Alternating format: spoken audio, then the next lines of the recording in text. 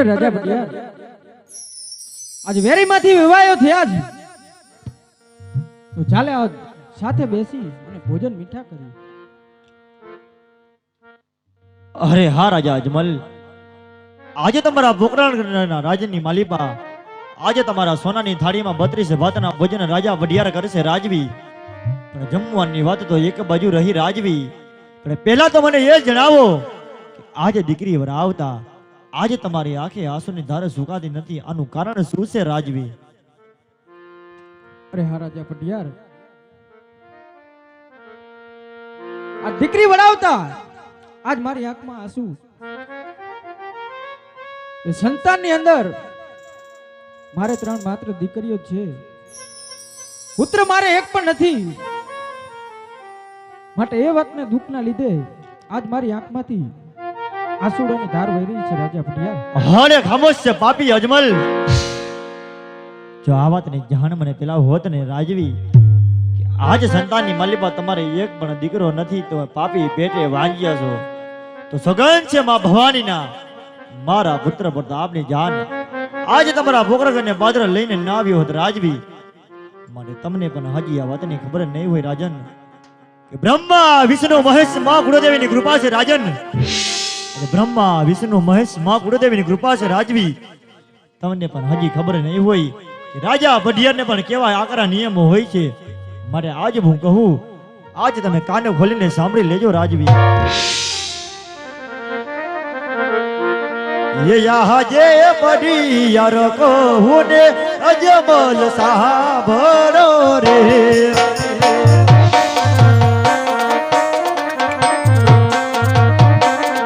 ये करो मारा दलरानी वात बढ़ियार कहूँ ने राजन साहबरो मारी वात.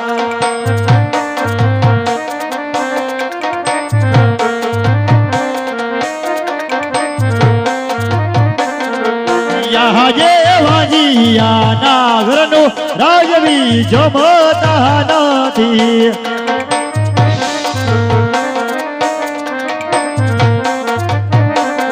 જયન પાણી કરે છે યોગરાજ, જયન પાણી કરે છે યોગરાજ. વાજીયા નાગરનો રાજપૂત જમતો નથી.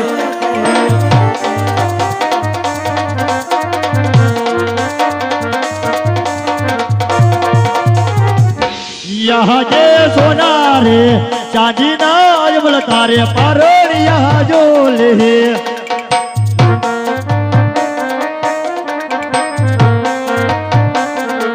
નથી તારે પારોड़िया નો ઝૂલના રે રે કહી રે અભી તું તો વાજીયો કેવાય.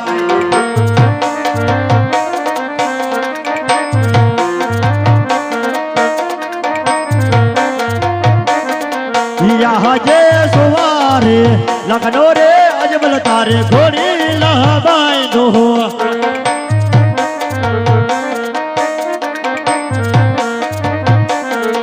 નથી તારે ઘોડી લાનો કેલો ના રહે દે કહીને પાપી તો વાજીયો કેવાય.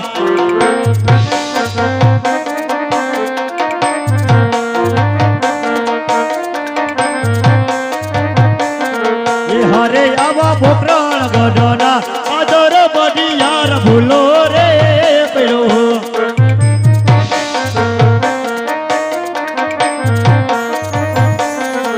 બનિયો વાજી યાનો વેવાય, બનિયો વાજી યાનો વેવાય. પોકરણ ગઢના આદર રાજપૂત ભૂલો રે પડ્યો.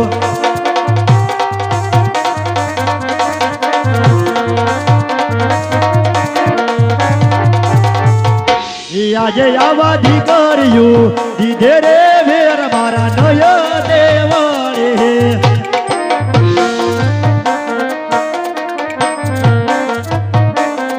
એ હાથમાં લયો લેજો હથિયાર, હાથમાં લયો લેજે હથિયાર. દીકરીઓ દીધે રે વેર મારા નય રે વળે.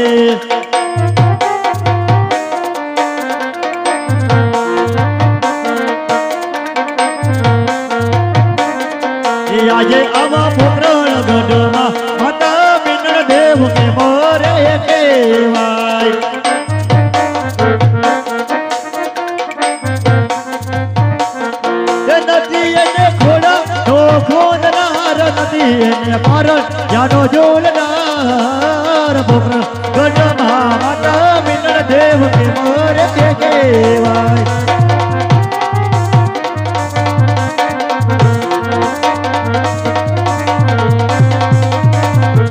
હોને રાજા અજમલ આજે તમારા રંગ મેલની માલિપા આજે સોના ચાંદીના પારાણિયા ઝૂલે છે માટે તમારે પારાણિયાનો એક બને બુઢાનાર નથી આજે તમારા રંગે મેલની માલિપા આજે તમારે 1200 ઘોડીલાની રમસાયણું બોલે છે છતાં તમારે ઘોડીલાનો એક પણ અસવાર નથી આજે તમારા પોકરણગઢ જગતની માલિપા એમાં કહેવાય છે કે પોકરણ સૌથી સવાયું કહેવાય પોકરણની તોલે કોઈ નો આવે માટે તમારા પોકરણગઢ જેવો મારવાર એક દિનના સમયે ધૂળે જાગતો થઈ ગયા છે રાજા અજમલ માટે તમે વાંજિયા છો વાંજિયા ને વાંજિયાના ઘરનું રાજા ભડિયાર જમતો નથી અરે વાંજિયાને સામે ભડિયાર જોતો પણ નથી અરે રાજા અજમલ જ્યાં સુધી તારે સતીના ખોડે પુત્રથી ઘર પારનું ના બધાય ને ત્યાં સુધી મારા ગઢ ભીંગલ એટલે કે તમારી દીકરી સગુણાના ઘરે પગ પણ ના મૂકતા કદાચ જો તમે તમારી દીકરીના ઘરે સગુણાની પગ મૂક્યો ને રાજા ભડિયારને ખબર પડી તો મારી સિયોરી તલવારથી તમને ધરતીમાંથી જુદા કરીને મારે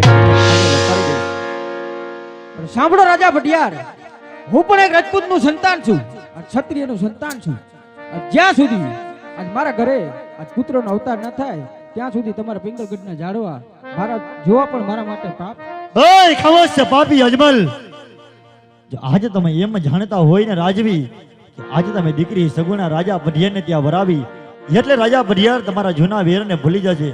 માટે નહીં રાજા અજમલ, તમારા મનમાં વેમ હોય તો કાઢી નાખજો. તમે મને વેવાઈ માનતા હશો, હું તમને વેવાઈ નથી માનતો.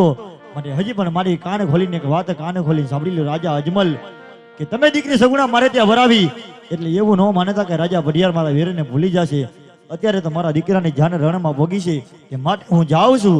માટે જ્યારે મારા વેર લેવા હોય ને આવજો મારે ગઢ પિંગલ ને પાદર રાજા ભડિયાર તમારી રાહ જોતો ઉભો છે. જય મા ભવાની.